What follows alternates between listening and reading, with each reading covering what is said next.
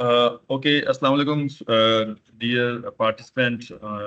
आज हमने जो है वो ओपन डोर स्कॉलरशिप के हवाले से जो है वो एक लेक्चर रखा है। हमारी एक स्टूडेंट है कुर्तबा असलम, जो कि रिसेंटली उन्होंने ओपन डोर स्कॉलरशिप के तहत जो है हायर स्कूल ऑफ इकोनॉमिक्स, जो कि रशिया की टॉप बड़ी यूनिवर्सिटियों में, आप टॉप 5 में कह लें, टॉप 10 में कह लें, उन्होंने मास्टर के लिए अपनी स्टडी जो है वो शुरू की हुई है।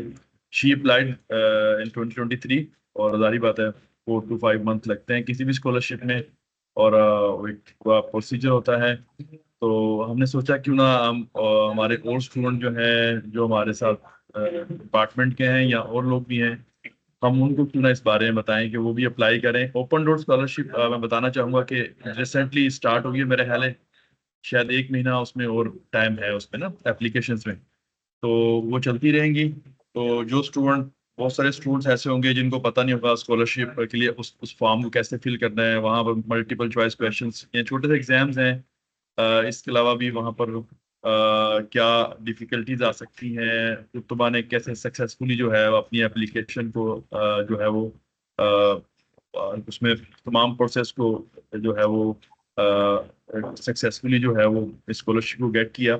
सो आज कुतुबा जो है डिपार्टमेंट ऑफ इंटरनेशनल रिलेशन से बीएस किया है इन्होंने, और मास्टर इन पब्लिक पॉलिसी में जो है वो national university of high school economics, Russian federation Moscow से जो है वो मास्टर में इस स्कॉलरशिप के तहत मौजूद है। स्कॉलरशिप में मिलने वाली अपॉर्चुनिटीज जो चीज़ें हैं वो भी शेयर करेंगी। आज वो बताएंगी कैसे आप स्कॉलरशिप में अप्लाई कर सकते हैं।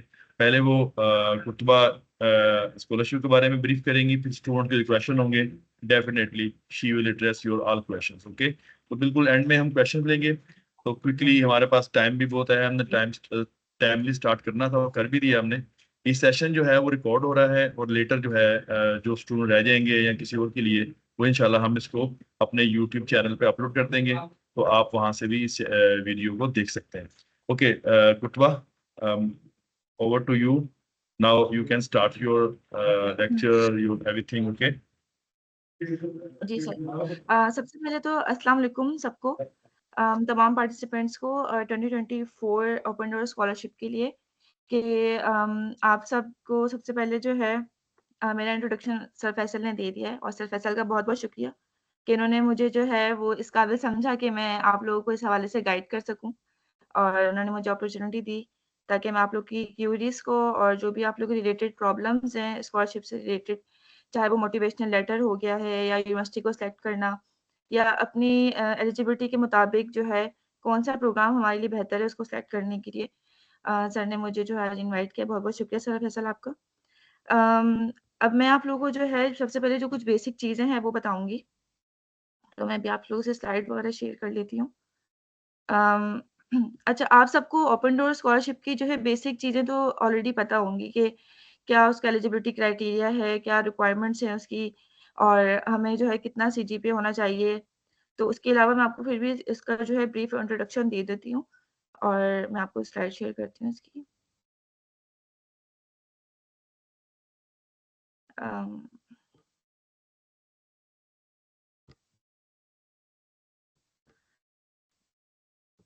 अच्छा, ओपन डोर स्कॉलरशिप जो है हर साल जो है वो आती है, और इसका जो टाइम पीरियड होता है वो सितंबर में स्टार्ट होता है। उसके अलावा जो इसकी डेडलाइन जो होती है वो होती है नवंबर में। तो अभी आप लोग के पास जो है टाइम है, अभी आज 12 हमारे पास अक्टूबर है, और पीछे हमारे पास टाइम जो है वो रहता है अप्लाई करने के लिए। सर मेरी स्क्रीन शेयर हो रही है? जी कुतबा, बिल्कुल हो रही है स्क्रीन शेयर, बिल्कुल हो रही है, आपकी आवाज भी आ रही है स्क्रीन शेयर। सबसे पहले हम लोग बात कर लेते हैं डेडलाइन की। जो डेडलाइन है रजिस्ट्रेशन की वो है 20 नवंबर 2024। अच्छा, अब हम यहाँ पे लिखा हुआ है कि डेडलाइन 20 नवंबर है, लेकिन इसके अलावा जो आप लोगों ने अपना जो पोर्टफोलियो सबमिट करना होता है, सबसे इम्पोर्टेंट जो ओपन डोर स्कॉलरशिप के अंदर जो सबसे इम्पोर्टेंट चीज़ है वो है पोर्टफोलियो। जब तक आपका पोर्टफोलियो अच्छा नहीं होगा, पोर्टफोलियो आपका स्ट्रॉन्ग नहीं होगा, आपकी आपकी जो एप्लीकेशन है वो फर्स्ट मतलब कि इनिशियल स्टेज पर ही रिजेक्ट कर दी जाएगी अगर आपका पोर्टफोलियो अच्छा नहीं है। अच्छा, पोर्टफोलियो क्या होता है? पोर्टफोलियो बेसिकली 3 से 4 चीज़ों पे कंसिस्ट करता है। सबसे पहले जो है उसमें आपका मोटिवेशनल लेटर होता है कि आप ओपन डोर स्कॉलरशिप में क्यों आना चाहते हैं। ऐसे क्या रीज़न है कि आप ओपन डोर स्कॉलरशिप को ही चूज़ करना चाहते हैं, ठीक है? तो वो आपने मोटिवेशनल लेटर जो है सबसे इम्पोर्टेंट आपके लिए वही है कि आपने उसको इस तरह से लिखना है कि आप उसमें अपनी सारी चीज़ें जो है आप उसमें अपनी बता सकें कि आप ओपन डोर स्कॉलरशिप क्यों चूज़ कर रहे हैं, आप रशिया क्यों चूज़ कर रहे हैं और उसके अलावा आप आपका जो प्रोग्राम है वो किस तरह से आपको ये स्कॉलरशिप किस तरह से बेनिफिट्स दे सकती है आपके प्रोग्राम से रिलेटेड। तो मोटिवेशनल लेटर जो है सबसे इम्पोर्टेंट की पॉइंट है इस स्कॉलरशिप का। उसके अलावा जब हम सबसे पहले जो मेन चीज़ है वो है रजिस्ट्रेशन हम पहले कर लेते हैं। अम, अच्छा अब यहाँ पे अगर मैं किसी स्टूडेंट का कुछ अकाउंट इस तरह से रजिस्टर कर सकूँ, ताकि मैं दिखा भी सकूँ कि किस तरह से रजिस्टर करना है और अपना ही कर लेती हूँ मैं। सर किसी का करूँ या मैं अपना ही कर लूँ? आप चाहे तो ऐसे ही ज़रा कर लें, कोई मसला नहीं, किसी का भी अपना कर लें, किसी का कर लें, एज़ यू विश। ठीक है। ऐसे ही बस टेम्पलेट्स बना रहे हैं आप। ठीक है। अच्छा सबसे पहले आपने देखिए ओपन डोर की वेबसाइट आपने ये देख ली है, ठीक है? यहाँ पर आपने आना है उसके बाद आपने यहाँ पे जो है साइन अप का अपना ऑप्शन जो है वो चूज़ करना है। उसके अलावा आप सबसे पहले आपने अपने आप को रजिस्टर करना है। अब जो यहाँ पे आप डेडलाइन देख रहे हैं 20 नवंबर ये सिर्फ़ इस चीज़ की है, रजिस्ट्रेशन की है। ये पोर्टफोलियो सबमिट सबमिट की नहीं है। ये जस्ट रजिस्ट्रेशन की है कि आपके ओपन डोर की वेबसाइट के ऊपर आपका नाम और आपका ईमेल, आपका नंबर रजिस्टर हो जाए कि हाँ, ये बच्चा as a participant open door के अंदर जो है वो अप्लाई कर रहा है। तो उसकी डेट अभी 20 नवंबर है। ये प्रोसेस काफ़ी लेंदी होता है मतलब अभी अक्टूबर से स्टार्ट हो रहा है, तो ये 2025 नेक्स्ट ईयर तक जो है अप्रैल तक मार्च अप्रैल तक ही चलेगा। तो आप लोगों को काफ़ी पेशेंस इसके अंदर रखना होगा क्योंकि हर स्टेज के अंदर आपका जो रिज़ल्ट है वो स्टेप बाय स्टेप आपको पता लगता जाएगा कि आपने फर्स्ट स्टेज क्लियर कर लिया, अब आपका सेकंड स्टेप है। उसके बाद थर्ड और फिर इंटरव्यू।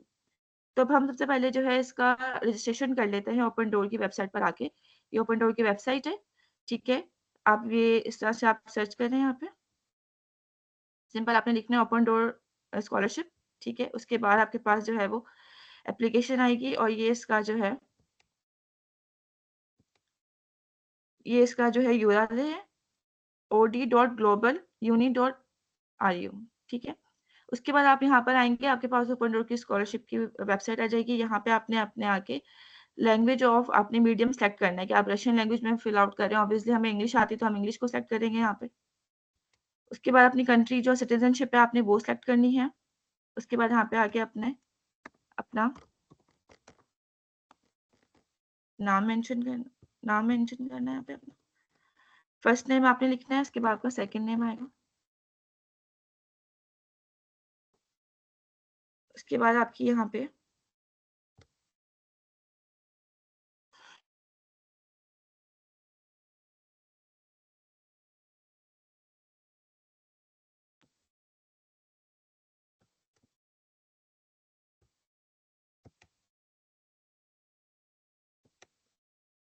उसके बाद आपने अपनी जेंडर सेलेक्ट कर लेना है और यहाँ पे आपने अपना नंबर देना है जो आपका नंबर एक्टिव है।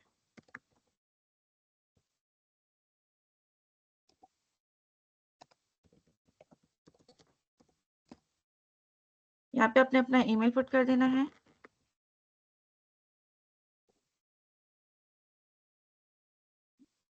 ठीक है? उसके अलावा यहाँ पे अपने अपना पासवर्ड कुछ भी लिख सकते हैं।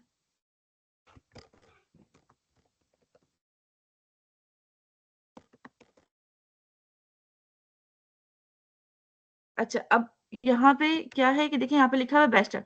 अब यहाँ पे आपको अपना ट्रैक सेलेक्ट करना है। सेकंड इम्पोर्टेंट चीज़ होता है ट्रैक। अक्सर बच्चे क्या करते हैं वो कन्फ्यूज़ हो जाते हैं कि हमारा जो है हमने बेस्टर्स हमने मिसाल के तौर पे इंटरनेशनल रिलेशंस में किया हुआ है और यहाँ पे तो इंटरनेशनल रिलेशन लिखा हुआ ही नहीं है अलग से। इंटरनेशनल स्टडीज़ लिखा हुआ है या पॉलिटिक्स लिखा हुआ है। तो इंटरनेशनल रिलेशन क्योंकि ये एक सब ब्रांच है पॉलिटिकल साइंस की, तो हम यहाँ पे politics and international studies he choose करेंगे। ठीक है? तो आपने इसको चूज़ कर लेना है क्योंकि आपका बैचलर इस ट्रैक में हुआ हुआ है, तो आप ये चूज़ कर सकते हैं। और सबसे जो मज़े की बात मुझे इस स्कॉलरशिप की लगती है ओपन डोर की, वो ये लगती है कि आप जो है, आप किसी एक ही ट्रैक को चूज़ करने के पाबंद नहीं होते हैं। आप चाहें तो आप इसको सेकंड या मतलब 2 से ज़्यादा ट्रैक भी आप चूज़ कर सकते हैं। फॉर एग्ज़ाम्पल अगर आपने पॉलिटिकल और इंटरनेशनल रिलेशन के अंदर ही आगे अपना मास्टर्स करना है या आपने उसी ट्रैक को फ़ॉलो करना है, तो आप वही ट्रैक चूज़ करेंगे। और अगर आपको लगता है कि आपका इंटरेस्ट देखिए यहाँ पे क्या होता है हमने बहुत सारी ऐसी स्कॉलरशिप्स आपने सुनी होंगी जैसे शिमनिंग स्कॉलरशिप्स है इरास्मस मंदस स्कॉलरशिप पे, तो यहाँ पे क्या चीज़ ज़्यादा रिक्वायर्ड होती है कि आपका जो बैकग्राउंड है, वो आपके चूज़ करदा सब्जेक्ट से बहुत ज़्यादा अलाइन करना चाहिए, ठीक है? अगर उससे ज़्यादा डिफरेंट होता है तो आपको स्कॉलरशिप नहीं मिलती। लेकिन यहाँ पे क्या है कि अगर आपका इंटरेस्ट फॉर एग्ज़ाम्पल अब हमारा पॉलिटिकल इंटरनेशनल रिलेशन के अंदर हमने बैचलर्स किया है, तो हमारा इंटरेस्ट कोई ऐसे सब्जेक्ट के अंदर है जो हमें लगता है कि हम कर सकते हैं, ठीक है? जिसके अंदर हमारा जो है कोई ऐसा सब्जेक्ट आ जाता है जैसे बिज़नेस आ जाता है या हमारा डाटा एनालिसिस आ जाता है, तो हम वो भी चूज़ कर सकते हैं। ठीक है? ये हमें मतलब कोई एक इसके अंदर कोई बाउंडनेस नहीं है कि आप जो है जस्ट एक ही ट्रैक चूज़ करें। आप एक से ज़्यादा ट्रैक भी चूज़ कर सकते हैं, ठीक है? लेकिन अभी फ़िलहाल मैं आपको यहाँ पे एक ही ट्रैक चूज़ करके दिखा रही हूँ। उसके अलावा जब आप यहाँ पे क्योंकि अभी हम बैचलर्स के स्टूडेंट्स हैं, तो आपने जस्ट बैचलर्स चूज़ करना है, ठीक है? मास्टर हमारा नहीं है, तो हम मास्टर को यहाँ पे चूज़ नहीं करेंगे और ना ही हमारे पास जो है वो पीएचडी या पोस्ट डॉक्टरल की वो है।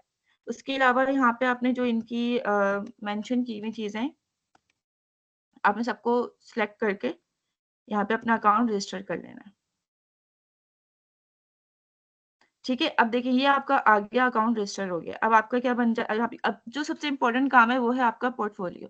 अब आप देख सकते हैं मैंने आपके सामने रजिस्टर किया अकाउंट, ठीक है? और अच्छा पिछली ईयर जब हमने अप्लाई किया था तो इस तरह का इनका इंटरफेस नहीं था, वो थोड़ा चेंज था। अब थोड़ा-सा चेंज हो गया। तो हमने अपना अकाउंट रजिस्टर कर लिया, उसके बाद हमारे पास ये सारी हमारी जो भी हमने स्टेप बाय स्टेप चीज़ें फ़ॉलो करनी है वो आ गई हैं। अब आपके पास आ गया आपका पोर्टफोलियो। अब आपने क्या करना है, आपका सबसे मेन चीज़ था आपका रजिस्ट्रेशन करना। 20 नवंबर से पहले-पहले आपने अपनी रजिस्ट्रेशन करनी है। अब देखिए इसमें मुश्किल से 2 से 3 मिनट लगे रजिस्ट्रेशन करने के अंदर आपका अकाउंट बन गया। अब आप इस डेडलाइन से बाहर हो गए हैं। अब आपको कोई प्रॉब्लम नहीं है, आपके पास बहुत टाइम है 10 दिसंबर तक का। सॉरी, आपके पास बहुत टाइम है दिसंबर तक का। अच्छा यहाँ पे पोर्टफोलियो के लिए अलग से डेट आपको दी जाएगी। जब आप रजिस्ट्रेशन कर लेंगे, तो आपके ईमेल के ऊपर पोर्टफोलियो की डेडलाइन आएगी कि आपने पोर्टफोलियो कब तक सबमिट करना है। मोस्टली जो पोर्टफोलियो की डेडलाइन होती है, वो दिसंबर तक होती है। फर्स्ट वीक ऑफ दिसंबर तक आपने अपनी जो है पोर्टफोलियो वो सबमिट कर लेना होता है। अब देखिए यहाँ पे लिखा हुआ भी है attention deadline for completion of portfolio depend on track. ठीक है? जो ट्रैक आप सेलेक्ट करेंगे, हर ट्रैक की अलग डेडलाइन होती है। और फॉर एग्ज़ाम्पल उन बच्चों के लिए जो बच्चे एक से ज़्यादा ट्रैक को चूज़ करना चाहते हैं, तो उनको उसके हिसाब से ही उनको उनकी डेडलाइन दी जाएगी। ठीक है? उसके अलावा जब आप लोगों ने ये सब चीज़ें कर ली, अब हमने क्या करना है, हमने यहाँ पे अपना पोर्टफोलियो सेट करना है। जैसे मैंने आपको बताया कि पोर्टफोलियो के अंदर हमने अपनी सारी अचीवमेंट्स इंक्लूडिंग मोटिवेशनल लेटर, उसके अलावा आपकी ट्रांसक्रिप्ट, उसके अलावा आपने जितनी भी सारी एक्टिविटीज़ एक्स्ट्रा करिकुलर एक्टिविटीज़ आपने अपनी की हैं ड्यूरिंग बैचलर्स, आपने वो इसके अंदर जो है अपलोड करनी है। अच्छा, अब हम देख लेते हैं कि पोर्टफोलियो के अंदर आप लोगों को मैंने जो चीज़ें बताई हैं, आप चाहें तो अपने पास लिख नोट डाउन भी कर सकते हैं। सबसे इम्पोर्टेंट मैंने आपको बताया मोटिवेशनल लेटर है, ठीक है? आपकी डिग्री है, आपके पास डिग्री होनी चाहिए। अच्छा वो स्टूडेंट जो अभी वेटिंग में है या जो 7 या 8 सेमेस्टर के अंदर है, वो अपनी तमाम ट्रांसक्रिप्ट्स जो है इसमें अपलोड कर देंगे और एक यूनिवर्सिटी की तरफ से एक सर्टिफिकेट आप बनवा लीजिएगा, जो कि आपको ये शो करेगा कि आपका इस डेट को बैचलर या कंप्लीट हो जाएगा या आपको डिग्री मिल जाएगी। तो वो सर्टिफिकेट लाज़मी आप बनवा के इंग्लिश के अंदर आप वो अपलोड कर दीजिएगा। उसके अलावा जब हम मेन जो चीज़ें हैं हमारे पास वो हम करेंगे, अब हम यहाँ पे अपना पोर्टफोलियो सेट करते हैं।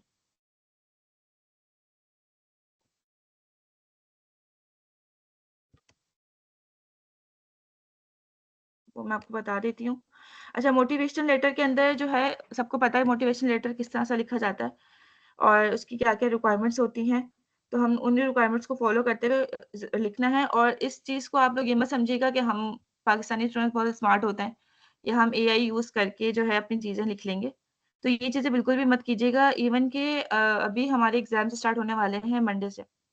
तो हमारी यूनिवर्सिटी के अंदर या इवन कि रशिया के अंदर किसी भी आप यूनिवर्सिटी को देख लें, तो यहाँ पे एआई को यूज़ करना स्ट्रिक्टली जो है मना मना किया हुआ है। तो जस्ट मना इसलिए नहीं किया हुआ कि हम लिख के इनको दे देंगे और उसको हम पैराफ्रेज़ करके दे देंगे, तो वो उसको आइडेंटिफ़ाई नहीं कर सकते। उनके पास ऐसे सॉफ्टवेयर्स हैं कि वो हमारी एप्लीकेशंस को प्रॉपर आइडेंटिफ़ाई करते हैं, प्रॉपर उसको चेक करते हैं कि बच्चे ने कहीं एआई से यूज़ करके जो चीज़ें जो है हमें मटेरियल तो नहीं प्रोवाइड किया। तो उस बच्चे को प्रॉपरली मतलब कि उस पे एक तरह से वो लग जाता है कि वो आने वाले 1-2 साल तक स्कॉलरशिप में अप्लाई नहीं कर सकता। तो इस चीज़ को आपने अपने माइंड में रखना है कि आप लोगों ने किस तरह से एप्लीकेशंस को अपने फिल आउट करना है और अपने मोटिवेशन लेटर को किस तरह से बनाना है कि वो एआई से और बाकी सब चीज़ों से बिल्कुल साफ रहे। अच्छा, उसके अलावा अब हम यहाँ पे आ जाते हैं। ठीक है, यहाँ पे देखिए फर्स्ट स्टेज की तरफ आप आ गए, यहाँ पे लिखा हुआ है पोर्टफोलियो, एजुकेशन, ये देखिए सारे आपके पास वन बाय वन करके यहाँ पे ऑप्शंस आ रहे हैं, ठीक है? यहाँ पे अपनी-अपनी डिग्री अपलोड करनी है, सारे और जितनी भी आपके ट्रांसक्रिप्ट्स हैं आपने सारी एक एक ही पीडीएफ में अपलोड कीजिएगा, ये नहीं कि आप एक-एक अलग-अलग ट्रांसक्रिप्ट को अलग से अपलोड कर रहे हैं। ट्रांसक्रिप्ट की एक प्रॉपर फाइल बना के, उसके ऊपर सारे आपने वन बाय वन अपनी फर्स्ट सेमेस्टर से लेकर लास्ट सेमेस्टर तक जितनी भी आपकी ट्रांसक्रिप्ट्स है आपने वो अपलोड करनी है। ठीक है? उसके बाद आपने डिग्री अपलोड करनी है। यहाँ पे आपने अपना मोटिवेशनल लेटर अपलोड करना है। अब देखिए मैंने यहाँ पे जो ट्रैक चूज़ किया था पॉलिटिकल इंटरनेशनल स्टडीज़। इसके अंदर वो बच्चे भी अप्लाई कर सकते हैं जिन्होंने पॉलिटिकल साइंस किया हुआ है, जिन्होंने इंटरनेशनल रिलेशंस पढ़ा हुआ है, जिन्होंने इंटरनेशनल डेवलपमेंट पढ़ा हुआ है, जिन्होंने पब्लिक पॉलिसी पढ़ा हुआ है या सोशल साइंस रिलेटेड ऐसा सब्जेक्ट पढ़ा हुआ है, तो वो सब इसी कैटेगरी के अंदर आएँगे। ठीक है? उसके बाद आपने यहाँ पे ऐड का ऑप्शन आपके पास आ रहा है। अब ये देखें, अब जो पोर्टफोलियो होता है इसकी भी स्कोरिंग होती है। स्कोरिंग के बेस पे आपका मेरिट बनता है। जो ओपन डोर स्कॉलरशिप है, इसके जो टोटल अगर हम बोलेंगे कि कितने स्टेजेस हैं इसके, तो इसके 3 स्टेजेस हैं हर हर ट्रैक के लिए। बैचलर स्टूडेंट्स के लिए, मास्टर स्टूडेंट्स के लिए और जो पीएचडी करना चाहते हैं, उनके लिए भी। लेकिन पीएचडी वालों के अंदर एक चीज़ बहुत ज़्यादा कंपल्सरी हो जाती है, वो है इंटरव्यू। और इंटरव्यू मास्टर स्टूडेंट्स का भी होता है, लेकिन वो यूनिवर्सिटी पर डिपेंड करता है। कुछ यूनिवर्सिटीज़ इस तरह की होती हैं, जो आपका इंटरव्यू नहीं लेती हैं और कुछ यूनिवर्सिटी इस तरह की होती हैं, जो आपकी सिलेक्शन आपकी इंटरव्यू के बेस पर भी करती हैं। फॉर एग्ज़ाम्पल इस तरह के अभी जब हम लोग अप्लाई कर रहे थे, तो उसमें कुछ स्टूडेंट्स के साथ ऐसा भी हुआ था जिनका मेरिट नंबर 1 था और वो स्टूडेंट इस्लामाबाद के थे और उन्होंने नर्स से पढ़ा हुआ था और उनका बैचलर्स भी जो था वो पॉलिटिकल साइंस में था और उनका पाकिस्तान में जो मेरिट बना था वो नंबर 1 बना था मेरिट। लेकिन क्योंकि उनसे एक उनकी जो गलती हुई, सबसे इम्पोर्टेंट चीज़ मैं आपको बताने लगी उसको आप नोट डाउन कर लीजिएगा। अक्सर क्या होता है कि बच्चे स्कॉलरशिप भी विन कर लेते हैं, उनका मेरिट नंबर भी बन जाता है, सब कुछ फाइनलाइज़ हो जाता है। लेकिन सारी चीज़ें फाइनलाइज़ होने के बावजूद भी वो बच्चे लास्ट मोमेंट पर रिजेक्ट कर दिए जाते हैं। उसकी क्या वजूहात हैं?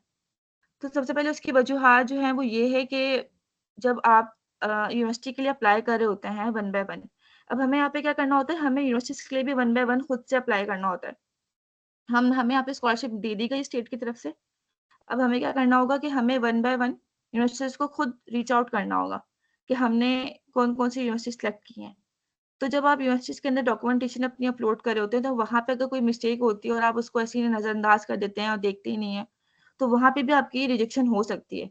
तो अब मतलब आपको एंड टाइम तक क्लियर नहीं होता कि आप जा रहे हैं या नहीं जा रहे। तो जब तक आपकी चीज़ें सारी क्लियर आउट नहीं होती, तो कुछ भी नहीं कह सकते क्योंकि अभी हमारे जब हम 2024 के अंदर जो बच्चे सिलेक्ट हुए थे, मैं जिनका बता रही हूँ आपको, तो उनका ये था कि वो बिल्कुल फर्स्ट मेरिट के ऊपर आके लास्ट मोमेंट पे जस्ट उनकी एप्लीकेशन में कुछ एरर्स थे और उन्होंने डेडलाइन को नहीं देखा और वो इस पूरे ही प्रोसेस से उनको मतलब आउट कर दिया गया, फर्स्ट मेरिट होने के बावजूद पाकिस्तान के अंदर। तो ये चीज़ें हमें बहुत ज़्यादा ध्यान में रखनी है, ठीक है? अच्छा, उसके बाद मैंने आपको बताया कि आपने एजुकेशन के आपने डॉक्यूमेंट अपलोड कर दिया, अपने मोटिवेशन लेटर के ऊपर आ जाएँगे। तो मोटिवेशन लेटर आपने यहाँ पे अपना अपलोड करना है, ठीक है? अब देखिए यहाँ पे सारी चीज़ें लिखी हुई हैं, सब सब चीज़ें मेंशन की हुई हैं। सबसे अच्छी चीज़ यहाँ पे ये होती है कि यहाँ पे आप लोगों को हर एक चीज़ मेंशन की जाती है। अब आप लोगों के लिए देखें सहूलत है कि सर फैसल ने आप लोगों के लिए प्रॉपर वेबिनार या सेशन अरेंज करवाया है, तो आप लोगों को प्रॉपर चीज़ें गाइड की जा रही हैं कि आपने किस तरह से स्टेप बाय स्टेप करना है। और फॉर एग्ज़ाम्पल जिन बच्चों के पास कोई गाइडेंस नहीं भी है, तो वो खुद से भी आपके पास हर चीज़ लिखी हुई है, आपके पास सब चीज़ें मौजूद हैं, आप वहाँ से भी अपनी वो बच्चे जो है वो कर सकते हैं। लेकिन आप लोगों के लिए एक अच्छी अपॉर्च्युनिटी है कि आप लोगों को सब गाइड करने वाले बैठे हुए हैं, तो कोई प्रॉब्लम कुछ भी हो तो आप हम सबसे रीच आउट कर सकते हैं। अब देखिए यहाँ पे लिखा हुआ है कि select the field of knowledge that जो है that correspond to your scientific interest within the selected subject. You can choose from 1 to 3 blocks of field of knowledge. For each of them, there is field of knowledge and a scientific direction. अब यहाँ पे क्या बात कर रहे हैं field of knowledge. अब जैसे आपको मैंने बताया कि पॉलिटिकल एंड इंटरनेशनल रिलेशन के अंदर बहुत सारी फ़ील्ड्स आ जाती हैं, तो आप कोई भी फ़ील्ड अपनी चूज़ कर सकते हैं, जिसके अंदर आपको इंटरेस्ट है। अब मुझे जो है पब्लिक पॉलिसी से रिलेटेड चीज़ों में इंटरेस्ट था, तो मैंने उस ट्रैक को या उस चीज़ को मैंने जो है वो सिलेक्ट किया। ठीक है, अब देखिए यहाँ पे लिखा हुआ है add a block of field of knowledge. अब देखिए यहाँ पे इस तरह से ऑप्शन आ जाएँगे आपके पास।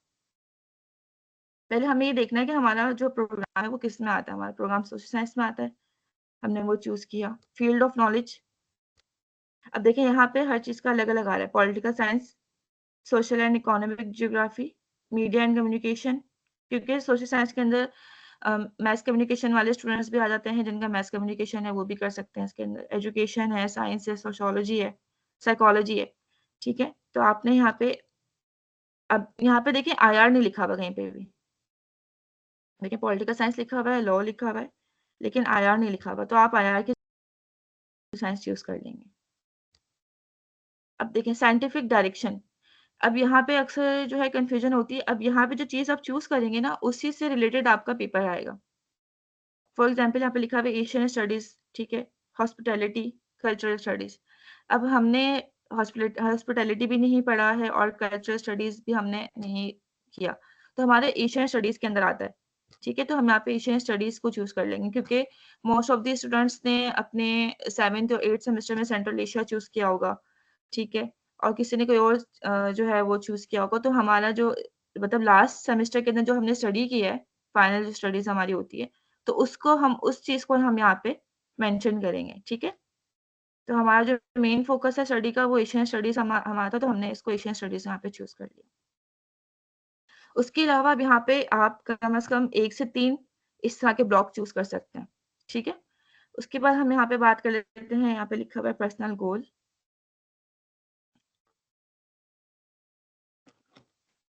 अच्छा, यहाँ पे देखिए मेंशन हुआ हुआ है पर्सनल गोल, सही है? यहाँ पे आपने अपना पर्सनल गोल मेंशन करना है कि आपका क्या गोल है इस सब्जेक्ट से रिलेटेड, आपने वो यहाँ पे मेंशन करना है। पर्सनल अचीवमेंट आपकी, ठीक है? आपका क्या गोल है, क्या अचीवमेंट्स आपने की हैं, ठीक है? The reason of choosing subject, तो यहाँ पे अपने उस रीज़न को मेंशन करना है कि आपने क्यों चूज़ किया है। अच्छा, आपको एक और चीज़ बता दूँ, ये आपने जो आप ये जो स्टेप्स देख रहे हैं, ये हर ब्लॉक के लिए आपको 1 बाय 1 इंडिविजुअल फिल आउट करना है। आपने ये वाला ट्रैक एक आपने ब्लॉक चूज़ कर लिया, उसके बाद आप क्या करेंगे, आप पूरे को फिल आउट करेंगे, देन उसको सेव कर लेंगे। उसके बाद फिर आप नेक्स्ट ब्लॉक दोबारा चूज़ करेंगे और फिर दोबारा से फिल आउट करेंगे और दोबारा से उसको सेव करेंगे। इस तरह से आप 1 से 3 ब्लॉक को चूज़ करके अपनी प्रोफ़ाइल के अंदर इसको सेव कर सकते हैं।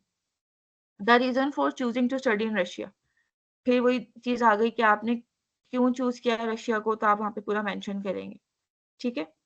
तो ये सब चीज़ें आपकी मोटिवेशन लेटर के अंदर ही काउंट होंगी, ठीक है? अच्छा, और हर ब्लॉक के लिए आपको जैसे मैंने बताया कि मोटिवेशन लेटर अलग बनेगा, तो ये चीज़ आप अपने माइंड में रखिएगा। उसके बाद हम आते हैं अचीवमेंट्स के ऊपर, ठीक है? अब अचीवमेंट्स यहाँ पे सारी अचीवमेंट्स वो आ जाएँगी जो आपने अपनी ड्यूरिंग स्टडीज़ की हैं, ठीक है? यहाँ पे ऑप्शन भी आगे देखें कि आपने आपकी कोई पब्लिकेशन है, तो आप पब्लिकेशन यहाँ पे अपनी मेंशन कर सकते हैं, ठीक है? आपने कोई जो है कॉन्फ्रेंस के अंदर कोई आपने प्रेज़ेंटेशन की, कोई रिपोर्ट की, आप वो भी वहाँ मेंशन कर सकते हैं। उसके अलावा कोई साइंटिफिक डिस्कवरी है आपकी, आपने कोई कोर्स आपने सब्जेक्ट से रिलेटेड किया है। अब हमारे आईआर से रिलेटेड बहुत सारे कोर्सेज़ होते हैं, फ्री ऑफ कॉस्ट हमारी यूनिवर्सिटी की तरफ से जो है कोर्सेरा के ऊपर भी हमारा उर्दू फेडरल यूनिवर्सिटी का जो है वो बना हुआ है पोर्टफोलियो।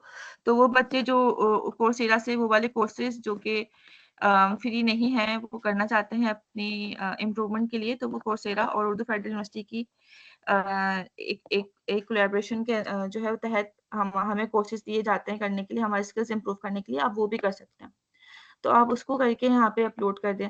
उसके अलावा आपकी कोई पार्टिसिपेशन जिसमें आपको कोई अवार्ड मिला हो, ठीक है, आपकी प्रोफाइल से रिलेटेड, तो आप वो भी यहाँ पर अपना अपलोड कर सकते हैं। मतलब जो-जो चीज़ें आपने अपनी बैचलर्स स्टडीज़ में की हैं, वो सब आप यहाँ पे अपलोड करेंगे, ठीक है? कोई वर्क एक्सपीरियंस है ड्यूरिंग स्टडीज़, आपको कोई पार्ट टाइम स्टूडेंट्स मोस्टली जो है हमारे जॉब करते हैं, कोई वर्क एक्सपीरियंस है, कोई स्किल है, तो वो आप मेंशन कर सकते हैं, ठीक है? उसके अलावा किसी प्रोजेक्ट के अंदर आपने कोई पार्टिसिपेशन की है, उसके अलावा यहाँ पे कोई फॉरेन लैंग्वेज का सर्टिफिकेट है आपके पास। अच्छा, रशिया के अंदर जो है, एक चीज़ जो मैंने अब तक नोट की है, वो ये है कि यहाँ पे फॉरेन लैंग्वेजेज़ को बहुत ज़्यादा अहमियत दी जाती है। ना कि सिर्फ़ रशियन लैंग्वेज बल्कि इसके अलावा अगर आपके पास जर्मन लैंग्वेज है, आपके पास स्पेनिश इम्पोर्टेंट मैंने यहाँ पे देखी है कि स्पेनिश को यहाँ पे दी जाती है, स्पेनिश है, जर्मन है, ठीक है? इस तरह की कोई लैंग्वेजेज़ के सर्टिफ़िकेट है तो आप वो भी यहाँ पे अपलोड करें तो ये आपके लिए एक प्लस पॉइंट बन जाएगा, ठीक है? और जो स्टूडेंट्स अक्सर जो स्टूडेंट्स अगर आप सुनेंगे कि रशिया में आइल्स की ज़रूरत नहीं होती है या विदाउट आइल्स जो है हम एडमिशन मिल सकता है ये, ऐसा है मिल सकता है एडमिशन विदाउट आइल्स ही मिलता है यहाँ पे स्कॉलरशिप के अंदर स्पेसिफिक रिक्वायरमेंट्स नहीं है आइल्स की। लेकिन इस तरह की यूनिवर्सिटीज़ जैसे कि मिगिमो है, उसके अलावा एचईसी है।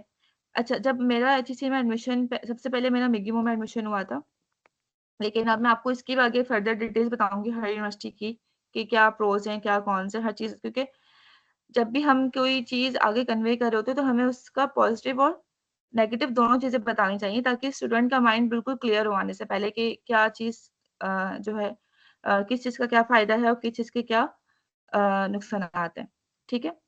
तो सबसे पहले जो एडमिशन हुआ था वो मिगी-मोह में हुआ था, तो वहाँ पे क्या चीज़ें थी कि वहाँ पे कुछ एक्सपेंसेस थे या कुछ चीज़ें इस तरह की थी जिसकी वजह से मुझे उसको छोड़ना पड़ा क्योंकि वो मेरी फर्स्ट प्रायोरिटी पे था और वहाँ पे इंटरव्यू हुआ, सब चीज़ें हुई तो वो सिलेक्शन हो गई थी। उसके बाद फिर सेकंड में मेरी जो थी वो हायर स्कूल ऑफ इकोनॉमिक था।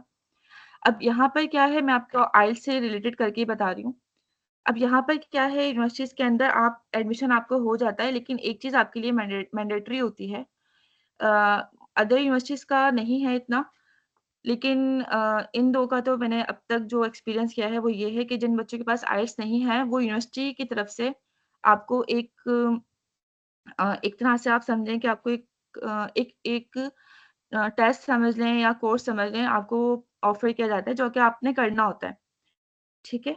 और इस तरह से वो यूनिवर्सिटी का खुद का आइल्स कहलाता है, क्योंकि रशिया में ब्रिटिश काउंसिल डायरेक्ट काम नहीं करता है ड्यू टू सैंक्शंस, तो इसकी वजह से आप डायरेक्ट आइल्स तो नहीं दे सकते। जिन बच्चों के पास पाकिस्तान से आइल्स है, तो वो बहुत अच्छी बात है, लेकिन अगर आपके पास पाकिस्तान से आइल्स नहीं है, तो मैं आपको ये रिकमेंड करूँगी कि आप आइल्स कर कर आएँ। क्योंकि हमें लगता है कि आइल्स तो यहाँ पे ज़रूरी नहीं है, तो हमारे लिए क्या इसका क्या वो है।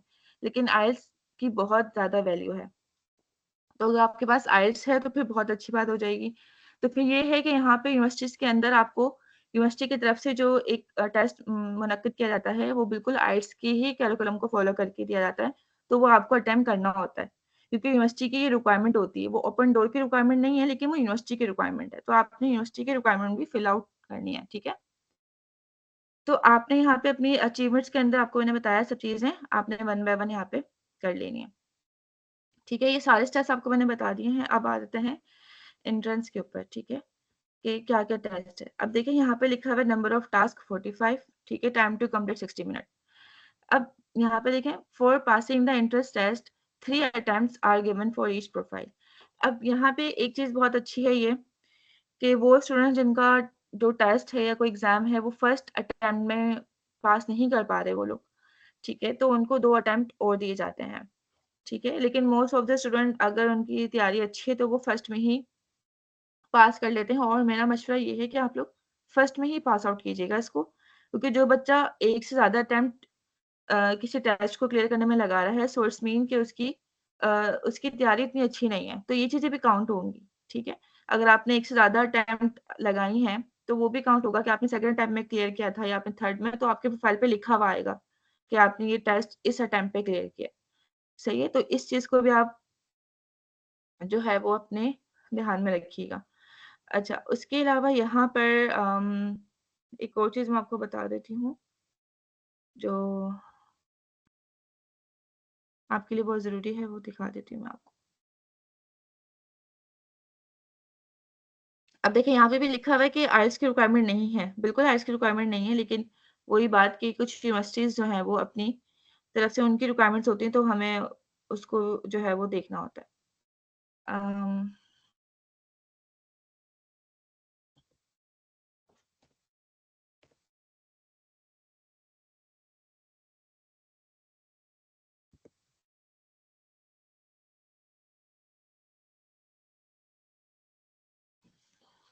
अच्छा रशिया में सैंक्शंस की वजह से जो है वो इंटरनेट का थोड़ा-सा इश्यू रहता है, तो उसके लिए भी हम जो है वो वीपीएन इस्तेमाल करते हैं।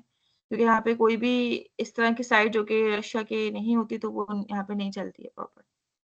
तो उसके लिए भी हमें वीपीएन यूज़ करना होता है। अम,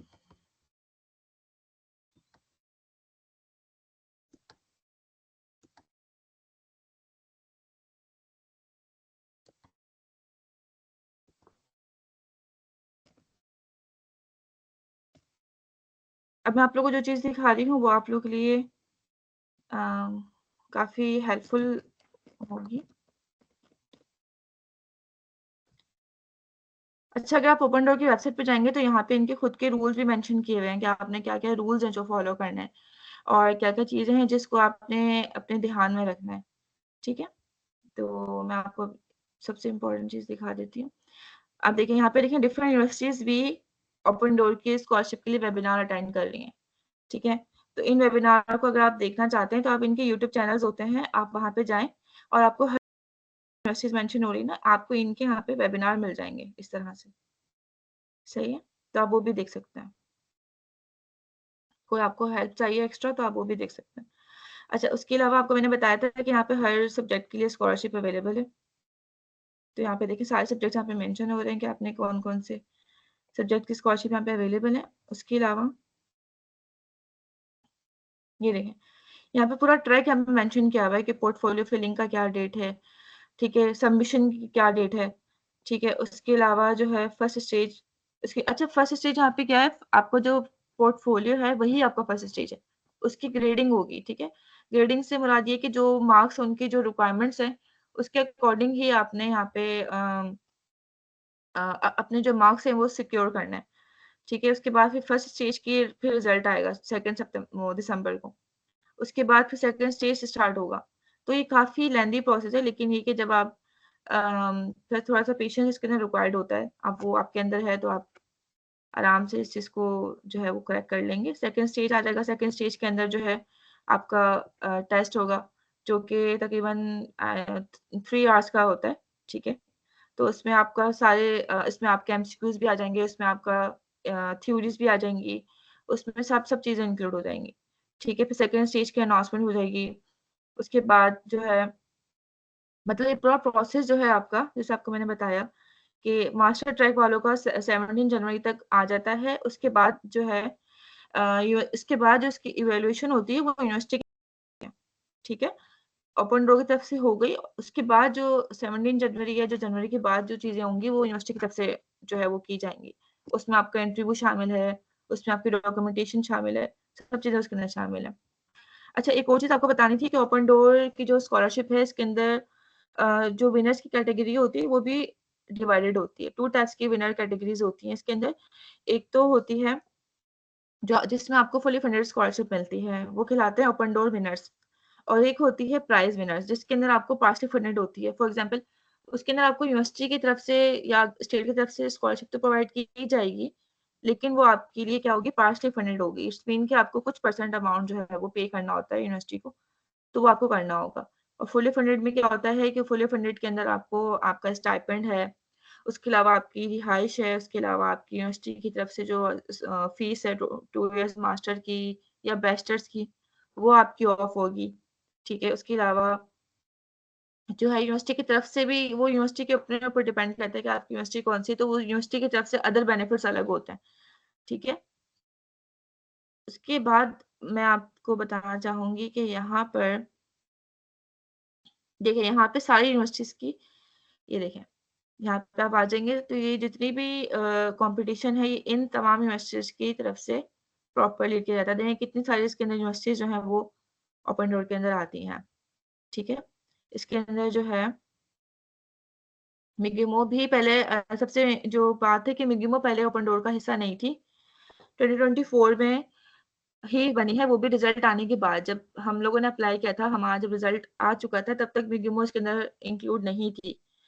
तो उसके बाद जाके इंक्लूड हुई है और फिर उससे पहले मिगिमो जो है ओपन डोर का हिस्सा नहीं थी, ठीक है?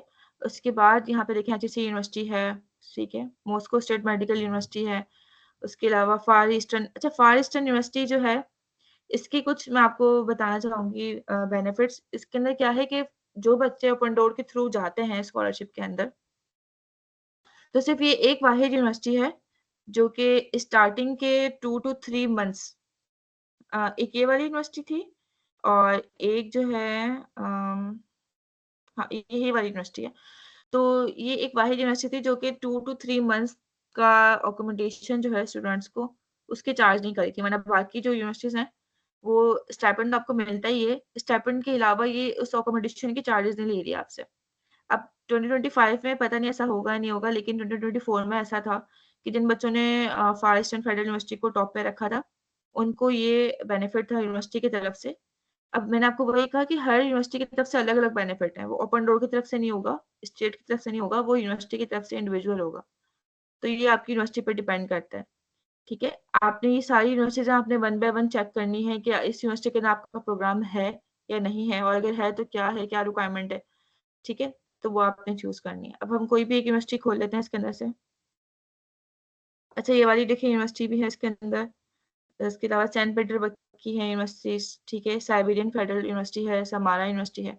ये वन बाय वन यूनिवर्सिटी आप इस तरह से खोलेंगे, उसके बाद आप यहाँ पे उसका चेक करेंगे कि इसमें आपका प्रोग्राम है या नहीं है, ठीक है? ये देखिए ये यूनिवर्सिटी की आपके पास पूरी प्रोफ़ाइल आ गई है, ठीक है? फिर यहाँ पे अपना अपना प्रोग्राम सर्च करना है। उसके बाद आप देखेंगे कि आपका प्रोग्राम इसके अंदर आ रहा है या नहीं आ रहा, फिर आप उस यूनिवर्सिटी को अपनी टॉप लिस्ट पे रखेंगे। आपने कोई भी 5 यूनिवर्सिटी सेलेक्ट करनी होती हैं।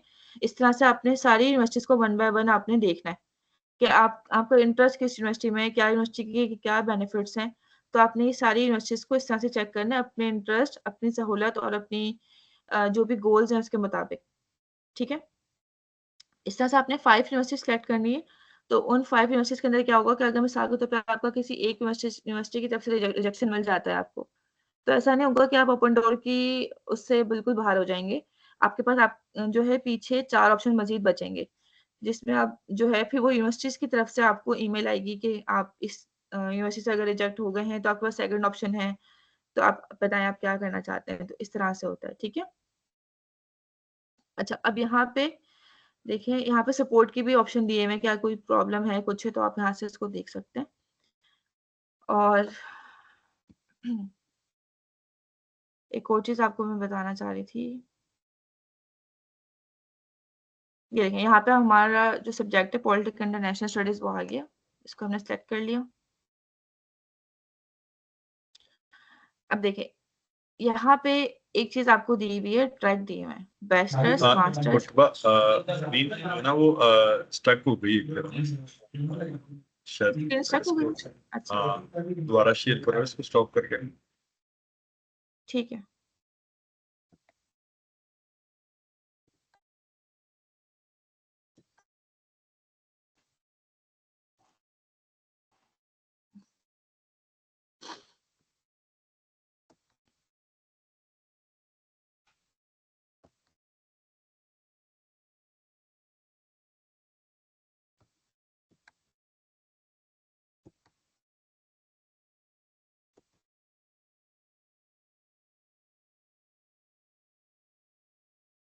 स्क्रीन शेयर हो रही है सर आपको? जी मुटबा आप शेयर हो रही है अब ठीक है। ठीक है। अच्छा, मैं आपको ये बता रही थी कि आपने अगर आपने प्रीवियस कोई चीज़ मिस कर दी है, थोड़ी-सी तो मैं आपको ये दिखा दूँ कि आपको सेलेक्ट कहाँ से करना है। अच्छा, आप जब ओपन डोर की वेबसाइट के ऊपर आ जाएँगे, आप थोड़ा-सा नीचे स्क्रॉल करेंगे यहाँ पे, तो ये देखिए यहाँ पे पॉलिटिक्स एंड इंटरनेशनल स्टडीज़ आ रहा है, ठीक है? आपने यहाँ पे आके इसको सेलेक्ट कर लेना है और सेलेक्ट करने के बाद यहाँ पे आपके पास ट्रैक आएँगे बैचलर के, मास्टर के और पोस्ट डॉक्टरल के, ठीक है? तो हम बैचलर तो ऑब्वियसली नहीं कर रहे, मास्टर कर रहे हैं, मास्टर को सेलेक्ट करेंगे यहाँ पे। ठीक है। अब यहाँ पे देखिए यहाँ पे डेमो दिए हुए हैं। इसका मतलब ये है कि आपका जो एग्ज़ाम है किस तरह से होगा, क्या जो है आपने कौन-कौन सी बुक्स पढ़नी है एग्ज़ाम के लिए, क्या-क्या चीज़ें रिक्वायर्ड है, तो आप वो यहाँ से देख सकते हैं। अब ये देखिए कि पॉलिटिकल साइंस इंटरनेशनल रिलेशन के अंदर जो है इनके पास ओपन डोर जो है इन फील्ड्स के अंदर जो है स्कॉलरशिप दे रही है, ठीक है। फॉरेन रीजनल स्टडीज़ है, रीजनल स्टडीज़ ऑफ रशिया है, political science, public policy, international relation है। ठीक है, उसके अलावा ग्लोबल एंड रीजनल स्टडीज़ है, history of international relation, foreign policy है। लेकिन ये जो ये वाले हैं, ये हैं पीएचडी के लिए और ये वाले मास्टर के ट्रैक हैं, ठीक है? तो आप इनके अंदर ही आपकी सिलेक्शन होगी और इनके अंदर ही आपने कोई ना कोई सेलेक्ट करना होगा अपना ट्रैक। ठीक है, उसके बाद यहाँ पे आप आएंगे, देखिए डेमो वर्जन, अब इसको हम डाउनलोड कर लेते हैं।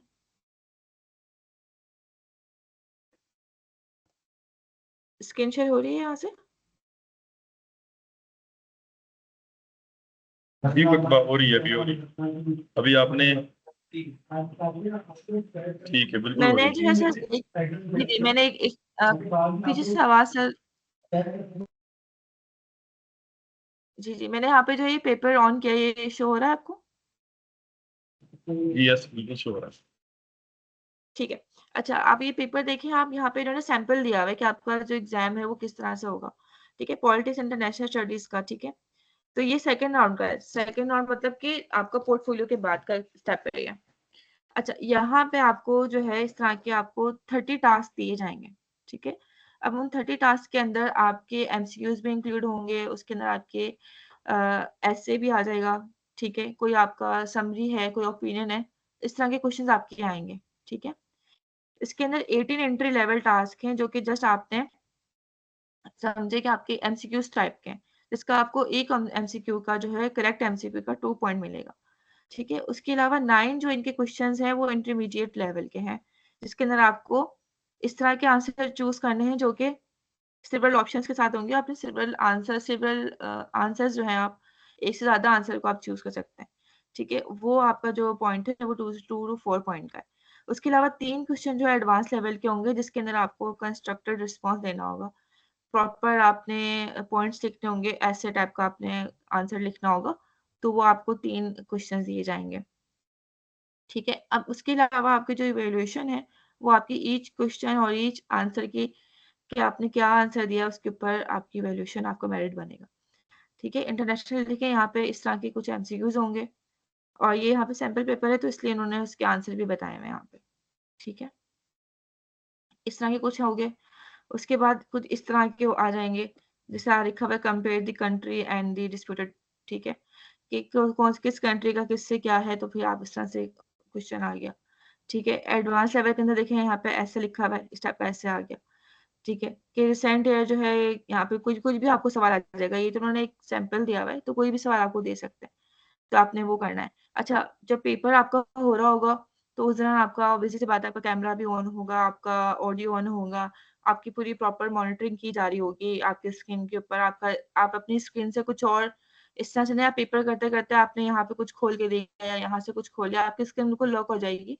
आप जहाँ पे पेपर कर रहे हैं, आप जस्ट वहीं से अपना जो भी है वो अपना एग्जाम जो है वो देंगे। उसके अलावा जो आपके एग्जाम स्टार्ट होने से पहले आपको कहा जाएगा कि आप अपना रूम दिखाएं प्रॉपर, आपके कमरे में कोई होना नहीं चाहिए, कोई पीछे से कोई नॉइस नहीं होनी चाहिए, कोई भी इस तरह की डिस्ट्रक्शन अगर आपकी ड्यूरिंग एग्जाम नोट की जाए तो आपको वहां से रेस्ट्रिकेट, मतलब आपको बिल्कुल वो कर दिया जाएगा। ठीक है, उसके बाद जो है अम,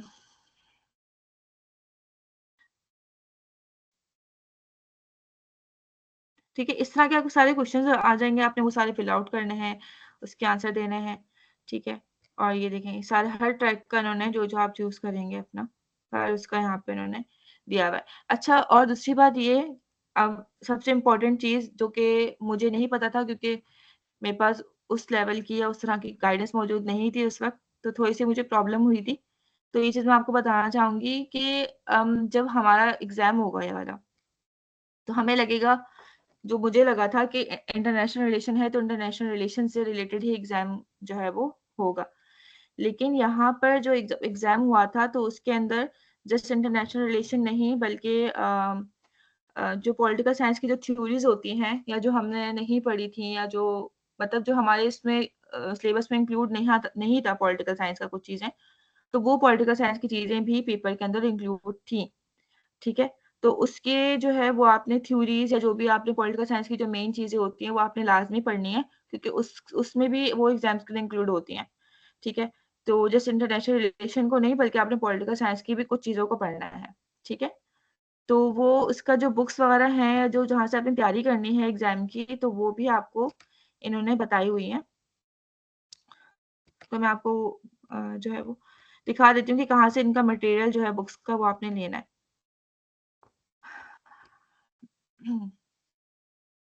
चीजें इसके अंदर बहुत सारी हैं करने वाली, लेकिन ये कि अगर आप अभी से अपनी तैयारी स्टार्ट करेंगे चीज़ों को लेकर तो आप जो है इज़िली इसको कर लेंगे।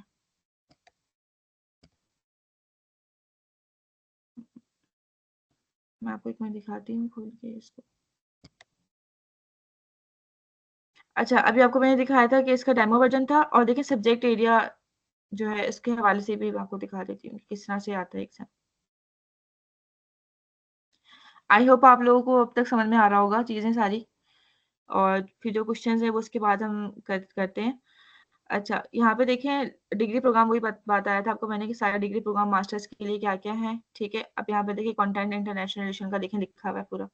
पॉलिटिकल साइंस का भी लिखा हुआ है, पब्लिक पॉलिसी का। अब देखें ये सारे जो है लिखे हुए जो उन्होंने है ना, कंटेंट जो लिखे हुए हैं, तो अब आप पॉलिटिकल साइंस या इंटरनेशनल रिलेशन चूज़ करेंगे तो उसमें आपको इन दोनों से ही ये दोनों चीज़ें आपकी आएँगी लाज़मी, सही है? और पब्लिक पॉलिसी से रिलेटेड भी चीज़ें आएँगी आपकी। रीजनल स्टडीज़ मतलब हर हर ट्रैक से या हर एरिया से कुछ ना कुछ सवाल आएगा लास्ट में। ऐसा नहीं कि आपने इंटरनेशनल रिलेशन चूज़ कर लिया तो बस वही आएगा। उसके अलावा कुछ भी नहीं आएगा, ऐसा नहीं है। अच्छा, उसके अलावा देखिए यहाँ पे इन्होंने अपनी बुक्स भी रिकमेंडेड जो है इन्होंने दी हुई हैं इंग्लिश और रशियन लैंग्वेज दोनों के अंदर। तो आप वहाँ से भी अपनी तैयारी कर सकते हैं और ये उन्हीं से ही टेस्ट बनाते हैं। ठीक है? यहाँ पे लिखा हुआ है इंग्लिश का सोर्स लिखा हुआ है बुक का और जो टॉपिक है उसका कि यूनाइटेड नेशन का टॉपिक आपने कहाँ से पढ़ना है, ठीक है? ग्लोबल ऑर्गेनाइजेशन का कहाँ से पढ़ना है। उसके अलावा आपने जो है जितने भी टॉपिक्स हैं आपने वो कहाँ से प्रिपेयर करने हैं, तो उन्होंने उसकी वेबसाइट या जो बुक है, जो भी चीज़ें हैं उसकी प्रॉपर लिंक भी यहाँ पे दी हुई है। History and theory of world politics ये वाले टॉपिक्स आपने लाज़मी पढ़ने हैं, क्योंकि इससे इनका बहुत ज़्यादा मटेरियल आता है। मतलब आईआर से तो बहुत ही कम आए थे सवाल, ज़्यादातर सवाल इनके पॉलिटिकल साइंस से रिलेटेड ही आए थे। ठीक है? तो वो आपने करने हैं और मेजर ग्लोबल इश्यू जो है ये आपने इसलिए प्रिपेयर करना है क्योंकि इसके अंदर आपका कोई ना कोई कंट्री से रिलेट करके आपको एक प्रॉब्लम या एक केस आपको दे दिया जाएगा और फिर आपको कहा जाएगा कि आप उसका बताएँ कि इसका क्या सॉल्यूशन होगा या आप इसको किस तरह से हल करेंगे अगर आप इस जगह पे होते तो। तो आपने उस तरह से अपनी प्रिपरेशन करनी है, ठीक है? यहाँ पे देखें सारे ये सब टॉपिक्स के इन्होंने दिए हुए हैं और आपने इसको बिल्कुल भी इग्नोर नहीं करना है। अगर आपने स्कॉलरशिप विन करनी है, तो आपने इन सब चीज़ों को देखना है लाज़मी, क्योंकि अभी बहुत टाइम है टेस्ट में, तो आप तब तक देख सकते हैं। अच्छा रशियन मटेरियल जो है वो आप भले इसको छोड़ दीजिएगा, लेकिन आप इंग्लिश वाला जो है वो ज़रूर देखिएगा। कुछ पॉलिटिकल साइंस से उठा लीजिएगा टॉपिक, कुछ आईआर से उठा लीजिएगा। उसके अलावा इस तरह करते-करते थोड़ा-थोड़ा सा आप मटेरियल हर हर फ़ील्ड से मतलब हर एरिया से, पब्लिक पॉलिसी से पॉलिटिकल साइंस से हर जगह से आपने उठाना है, ठीक है? ये देखिए सारे एरियाज़ के इन्होंने टॉपिक जो सवाल पेपर्स में आते हैं और उसके अलावा इन्होंने उसके रिसोर्सेज़ भी मेंशन किए हुए हैं, सही है? तो ये ओवरऑल जो चीज़ें हैं आपको जो इम्पोर्टेंट चीज़ें थी बताने वाली, वो सब मैंने आपको बता दी हैं कि आपने किस तरह से जो है अपनी तैयारी करनी है और क्या-क्या चीज़ें नेसेसरी हैं और ये सब चीज़ें हैं। उसके अलावा जब आप अपनी ये सब चीज़ें कर लेंगे और फिर आपने अपनी यूनिवर्सिटी सिलेक्ट करनी होगी, तो वो आपको मैंने बता दिया कि आपने अपनी यूनिवर्सिटी किस तरह से सिलेक्ट करनी है। तो वो आप अपनी 1 बाय 1 जो है वो कर लीजिएगा और इस तरह से आप जो है अपनी अ, इस तरह से आप अपनी जो है स्कॉलरशिप की जो चीज़ें हैं वो आप उसको बिल्कुल फाइनलाइज़ कर सकते हैं यूनिवर्सिटीज़। अब देखिए यहाँ पे 1 टू 6 यूनिवर्सिटीज़ का ऑप्शन दिया हुआ है, पहले 1 टू 5 थी। तो अब आप आपके पास और अच्छा है कि आप 6 यूनिवर्सिटीज़ को चूज़ कर सकते हैं यहाँ पे कोई भी। तो ये पूरा ओवरऑल इसका ओपन डोर स्कॉलरशिप का ओवरव्यू था और अभी कोई आपकी कोई क्वेरीज़ हैं तो आप पूछ सकते हैं। कोई सवाल हैं कुछ रिलेटेड तो आप बताएँ?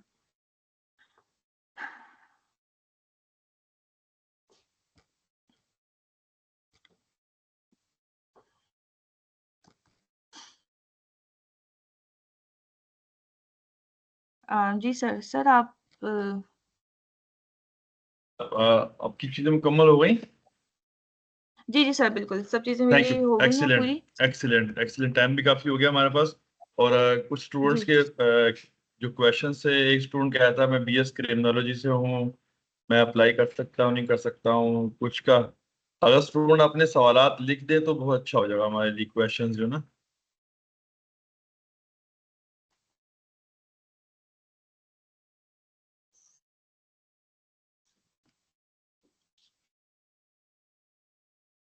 जी कुटवा, आवाज आ रही मेरी आपको? जी, जी, जी, जी सर, मैंने बिल्कुल। कहा एक स्टूडेंट कह रहा था मैं क्रिमिनोलॉजी से बीएस किया हो तो क्या अप्लाई कर सकता हूँ? तो मैंने उसको थंबनेल दी है, बिल्कुल अप्लाई कर सकते हैं। आप भी बता दें थोड़ा, जी, बिल्कुल जी। शॉर्टली क्विकली क्वेश्चन ले लेते हैं, किसी और का सवाल भी वो भी ले लेते हैं। जी, जी, जी, जी सर, बिल्कुल, बिल्कुल आप अप्लाई कर सकते हैं। आपके क्रिमिनोलॉजी से बैकग्राउंड है, आप अप्लाई कर सकते हैं। बल्कि इवन आप रशिया में लॉ भी है, उसमें लॉज में आप लॉ है उससे बिल्कुल, रिलेटेड कोई फील्ड उसमें अप्लाई कर सकते हैं। अच्छा, स्कॉलरशिप में फुल बिल्कुल। फंडेड, बच्चे ने पूछा फुल फंडेड स्कॉलरशिप के बेनिफिट्स क्या हैं? फुल फंडेड स्कॉलरशिप के बेनिफिट सबसे इम्पोर्टेंट तो यही है कि आपको आपकी यूनिवर्सिटी की जो 2 इयर्स की फीस है वो आपको नहीं देनी है, ठीक है? ऑब्वियस सी बात है। उसके अलावा आपको अकोमोडेशन है, आपको जो स्टाइपेंड आपको दिया जाएगा वो आपको मिलेगा, ठीक है? उसके अलावा जो है आपको आपका जो अगर मेट्रो कार्ड वगैरह है, जो फुली फंडेड स्टूडेंट्स हैं आपको उसके अंदर भी डिस्काउंट दिया जाएगा। तो ये फुली फंडेड स्टूडेंट्स की जो है वो कुछ बेनिफिट्स हैं और जो पार्शियली फंडेड होगा तो फिर उनको ऐसे बात है अपनी फी जो है वो कुछ परसेंट अपनी फी का वो देना होता है। तो बस ये डिफरेंस है। नहीं, ये मैं आपको सिंपल एक बड़ा क्वेश्चन करता हूँ। मतलब अप्रोक्सीमेटली अब आप बता दें सिंपल अल्फाज में। ट्यूशन फीस बिल्कुल फ्री है, ठीक है? जी। ट्यूशन फीस नहीं है। हॉस्टल जो है, जो अकोमोडेशन है वो यूनिवर्सिटी देती है या यूनिवर्सिटी से स्टेपमेंट देती है, क्या करती है? नहीं, नहीं स्टाइपेंड देती है यूनिवर्सिटी और अकोमोडेशन जो आपको देती है आपने उस स्टाइपेंड के अंदर से ही पेमेंट करनी है। स्टेपमेंट के अंदर पेमेंट, तो स्टेपमेंट इतना होता है कि आप जी। अपनी अकोमोडेशन और फूड दोनों खा सकें आप? अ, नहीं सर, इतना नहीं होता कि आप अपना पूरा महीने का फूड भी आप उसमें खा सकें, ऐसा बिल्कुल भी नहीं होता। हाँ, हाँ। इतना होता है स्टाइपेंड कि आप उसमें अपना रेंट दे सकती हैं और कुछ अमाउंट ऐसा बच सकता है आपको कि आप उसमें 1-2 दिन का खाना ले सकते हैं, बस। अच्छा, तो बाकी के कैसे करेंगे? आप कुछ इंटर्नशिप वगैरह करेंगे करेंगे क्या करेंगे? बाकी सर यहाँ पे पार्ट टाइम जॉब्स हैं, बहुत सारे Pakistani students, Indian student part time jobs यहाँ पे कर रहे हैं, तो हम्म। वहाँ से अपनी वो कर रहे हैं चीज़ें। और बाकी यहाँ पे जो इंटर्नशिप्स हैं यूनिवर्सिटीज़ के अंदर पेड इंटर्नशिप जो हैं, वो आपको उसके लिए पहले से करना होता है, तो वो आपको मिल जाए तो फिर बहुत अच्छी बात है। वरना मोस्टली स्टूडेंट यहाँ पे सर पार्ट टाइम जॉब ही कर रहे हैं। मतलब इंटर्नशिप अवेलेबल है मास्को में, आप हैं तो मास्को में ज्यादा अपॉर्चुनिटीज है। एक स्टूडेंट पूछ रहा है कि वो उसने एलएलबी करना है, एलएलबी पहले वो सेकंड सेमेस्टर का है तो वो अप्लाई करना चाहता है स्कॉलरशिप में, और उसकी फील्ड जो है वो है बीबीए। तो एलएलबी तो वहाँ लॉ तो हो रहा है, लेकिन जाहिर बात है अब जैसे आप जिस मुल्क से लॉ करते हैं तो वो फोकस उनका लॉ का, उस कंट्री का अपना फोकस होता है लॉज में। तो बेसिक्स तो चीजें हर जगह पढ़ाई जाती हैं, लेकिन जाहिर बात है प्रैक्टिसिंग चीजें होती हैं तो वो थोड़ी सी डिफरेंट होती हैं। तो लॉ तो आप उसमें डिफरेंट फील्ड्स हैं, आप कर सकते हैं, उसमें स्पेशलाइजेशन आप अपनी मर्जी से हिसाब से रख सकते हैं, उसमें कोई मसला नहीं होता है। बाकी सीजीपीए कितना बिल्कुल। होना चाहिए कुर्तवा? सीजीपीए के बारे में बच्चा पूछे, सीजीपीए कितना होना चाहिए? सीजीपीए देखिए मिनिमम सीजीपीए तो 3 ही होना चाहिए, 3 से ऊपर हो आपका तो और अच्छी बात है। 3 से ऊपर होगा तो आपकी अच्छी यूनिवर्सिटीज़ के अंदर होगी क्योंकि जितनी भी अच्छी यूनिवर्सिटीज़ हैं वो हाई सीजीपीए वालों को ही जो है वो प्रेफ़र करती हैं। ठीक है, एक स्टूडेंट कह रहे हैं कि वो बताएं क्या अच्छा सीजीपी, सीजीपी देखिए 3 हो, 3 तो बिल्कुल बेस लाइन है ना आपकी। मेरे ख्याल है आपका बिल्कुल। सीजीपी जितना अच्छा हो, सीजीपी का देखें, मेरा अगर सीजीपी 3.7 है, मतलब मैं आपको एक बड़ी अच्छी एग्जांपल दूं कि बड़ी जोक भी है इसमें कि आपका सीजीपी 3.8 है, 3.9 है, लेकिन जब आप इंटरव्यू के लिए जाए तो उसको जस्टिफाई ना कर सकें आप। 3.9 का एग्ज़ैक्टली। मतलब है आप तो बिल्कुल, बड़े एक्सपर्ट होने होंगे ना, तो इसलिए बिल्कुल, जितना सीजीपी आपका है उस वो जस्टिफाइबल भी होना चाहिए, और वो आपकी बिल्कुल। एप्लीकेशन में, इवन मेरे पास कोई स्टूडेंट आएगा तो हम उसको मेरे सब्जेक्ट में आएगा तो मेरे लिए मुश्किल नहीं है मैं उसको जज कर सकूं कि वो कहाँ खड़ा हुआ है, क्या करना चाह रहा है। तो ये कोई मुश्किल काम नहीं है, तो लिहाजा सीजीपी जितना भी हो वो जस्टिफाइबल हो, और आपका इंटरव्यू जो आपका देखिए ओपन डोर में कुर्तबा ने कहा ना, इंटरव्यू का टेस्ट, टेस्ट भी आपने दे दिया, चलो जैसे तैसे आपने कर दिया, आगे बढ़ गए, लेकिन अगर किसी यूनिवर्सिटी ने इंटरव्यू कर लिया आपका और आपकी बिल्कुल, आपसे फॉर एग्जाम्पल, मतलब आप बीएस में चाहे इकोनॉमिक्स के हैं, आईआर के हैं, किसी भी फील्ड के हैं, आपकी थीरीज के बारे में, आपकी बेसिक्स के बारे में उसने पूछ लिया, आपकी फील्ड के बारे में पूछ लिया, तो देखें, एक होती है कंफ्यूज होना, चलो ठीक चल जाता है, लेकिन एक होता है बिल्कुल आप वो लेफ्ट पे पूछ रहे हैं, आप राइट जा रहे हैं, तो एक दो क्वेश्चन का मसला नहीं होता, आप ना बताएं लेकिन नहीं पता, लेकिन अगर जवाब दें वो भी गलत दें तो ये और नेगेटिव चीजें जाती हैं। अच्छा, एक बिल्कुल। स्टूडेंट पूछ रहे हैं कि एलएलबी का तो पूछ लिया कि एलएलबी ठीक है, एलएलबी भी कर सकते हैं, बीबीए का अगर उसने एलएलबी को स्विच करना है और बीबीए के बाद कुछ करना चाहते हैं। देखिए रशिया में, मैं आपको बात बताऊं, मेरा भी कुछ सालों से इंटरेक्शन रशियन यूनिवर्सिटी से, मैंने कुछ विजिट्स भी किया है। रशिया की एक अच्छी बात है कि हर एक फील्ड में उनकी एक पूरी यूनिवर्सिटी खड़ी है। यानी कि एक यूनिवर्सिटी है अब जिसमें कुर्तबा बढ़ रही है, इसकी यूनिवर्सिटी का फोकस इकोनॉमिक्स है। अच्छा, इकोनॉमिक्स में मेन फोकस करते हैं, खाली इनकी यूनिवर्सिटी नहीं है, एक फाइनेंशियल यूनिवर्सिटी भी है। फिर इसके अलावा कुछ यूनिवर्सिटी जो बैंकिंग सेक्टर में काम कर रही है, कुछ कुछ टीचिंग प्रैक्टिसिंग में काम कर रही है, कुछ इंजीनियरिंग में काम कर रही है। यानी कि हर यूनिवर्सिटी का एक बड़ा फोकस है, बहुत फोकस रह के काम कर रही है। और अपॉर्चुनिटी देखिए, मैं ये आज के वेबिनार रखने का हमारा मकसद है कि हमें अपने पाकिस्तानी स्टूडेंट जो हमारे अपनी यूनिवर्सिटी के हैं और यूनिवर्सिटीज के हैं, हमें न्यू अपॉर्चुनिटीज को एक्सप्लोर करना चाहिए। ठीक है, ठीक है, जहां मर्जी जाएं आप, कोई वो नहीं है, मतलब हमें कोई, लेकिन जस्ट एक ये भी अपॉर्चुनिटी है। और ये ओपन डोर के अंदर कुर्तबा जो बता रही है, स्टेपन स्टेपन में यूनिवर्सिटी यूनिवर्सिटी वाइज वेरी कर रहा है। कुछ यूनिवर्सिटियां फॉर एग्जाम्पल आपको हॉस्टल एक 6 महीने के दे देती हैं, एक साल की हॉस्टल बिल्कुल। दे देती हैं, स्टेपन आपको अच्छा दे ऐसा ही। देती हैं। हाँ, तो वेरी करता है। फॉर एग्जाम्पल बिल्कुल। अब कुर्तबा का बताओ, अच्छी बात, कुर्तबा का दाखिला मिगीमोम हो गया, मिगीमोम वहाँ की टॉपेस्ट, यानी कि हार्वर्ड है वहाँ की। वो आप समझे, बिल्कुल। वहाँ इसका ऐसा ही एडमिशन है। हो गया था। लेकिन इससे इस जो स्टेपन था वो, या वो जो फाइनेंशियल बेनिफिट्स थे, वो इसको फील हुआ था कि मैं शायद नहीं कवर कर पाऊंगी, तो ये इसको नंबर 2 में जाना पड़ा, हायर स्कूल इकोनॉमिक्स में, जहाँ इसको इकोनॉमिक बेनिफिट्स के साथ इनको हॉस्टल अकोमोडेशन मिल गई इसको। तो इसने वहाँ अच्छा समझा। और इसने एक अच्छी बात कुर्तबा ने की कि वहाँ लैंग्वेज की बहुत ऐसा ही है। इंपॉर्टेंस है। पाकिस्तान में लैंग्वेज देखिए, खाली ये नहीं कि साइंस के स्टूडेंट है उसको लैंग्वेज, लैंग्वेज हर सब्जेक्ट के लिए बड़ी इंपॉर्टेंट है। और जितनी लैंग्वेज आप सीख सकते हैं, और ये इंटर से लेके ग्रेजुएशन तक यही आ रहा होता है सीखने का, जितनी सीख सकते हैं उतनी ही आपका फायदा है। अच्छा, एक स्टूडेंट कह रहा है कि can we do part time job online. बिल्कुल, ये कुर्तबा भी बिल्कुल। फ्रीलांसर काम कर रही है, वहाँ बैठ के पाकिस्तान में काम कर रही है, ये भी अर्निंग कर रही जी। है। इवन ये नहीं कर रहे, हमारे और स्टूडेंट वो भी ऑनलाइन काम कर रहे हैं, तो आप ऑनलाइन बिल्कुल काम कर सकते हैं। अच्छा, वीपीएन का जो इंटरनेट चलता है वहां पर, इंटरनेट का मसला नहीं है, कुछ वेबसाइट्स हैं वो सैंक्शन नहीं है, वो बेसिकली कंपटीशन है यूरोप का और रशिया का। जैसे जो यूरोपियन वेबसाइट्स हैं वो डेटा कलेक्ट करती हैं रशियन सिटीजन का, उनकी लोकेशन पता करती हैं, इसलिए उन्होंने बिल्कुल। बिल्कुल। उसको उसको जैम कर दिया। फॉर एग्जाम्पल, मैंने गूगल चलाया वहां पर मॉस्को में, तो गूगल शो कर रहा है, पता नहीं कहीं और का शो कर रहा है एक्चुअली। यानी कि वो मुझे नहीं पता कर सकते गूगल वाले कि मैं कहाँ खड़ा हूँ। तो गूगल प्रॉपर वहाँ ऐसा काम ही नहीं है। कर रहा होता, उनकी अपनी वो है, येंगो नहीं बल्कि यंडेक्स, यंग। ये यंग। येंडेक्स उनकी अपनी एप्लीकेशन है जो काम करती है। इसके अलावा तो वीपीएन के जरिए आप बहुत सारी साइट्स एक्सेस कर सकते हैं, कोई मसला नहीं है।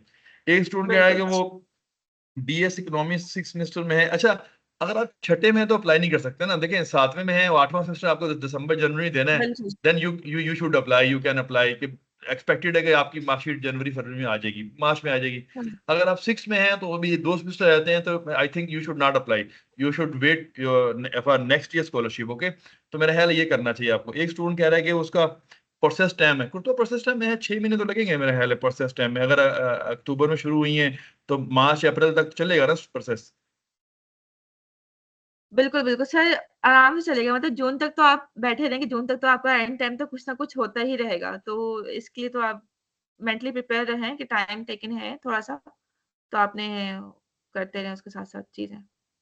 अब कुछ बच्चे जो है ना पूछ रहे हैं कि कंप्यूटर साइंस का बैकग्राउंड, मैं बताऊं आपको, ये बीसीएस कंप्यूटर साइंस और आईटी के लिए बच्चों को मैं तो कहूंगा कि उनको अभी हमने एक अपनी बहुत। यूनिवर्सिटी में एग्जीबिशन की, मैंने वो दो बड़ी टॉप की मास्को की यूनिवर्सिटी आई, मिया और मास्को पॉलिटेक्निक यूनिवर्सिटी।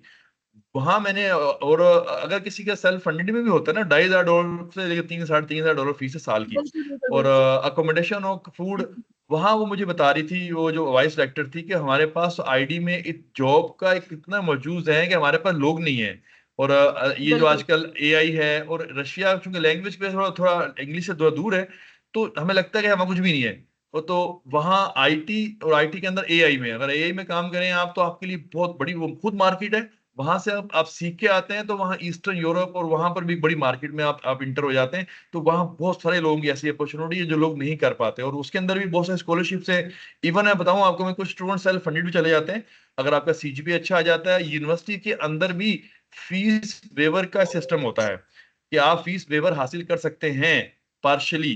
अब वो डिपेंड करता है आपके सीजीपीए, आपके और आपकी किस यूनिवर्सिटी में है, ये यूनिवर्सिटी यूनिवर्सिटी वेरी कर रहा होता है।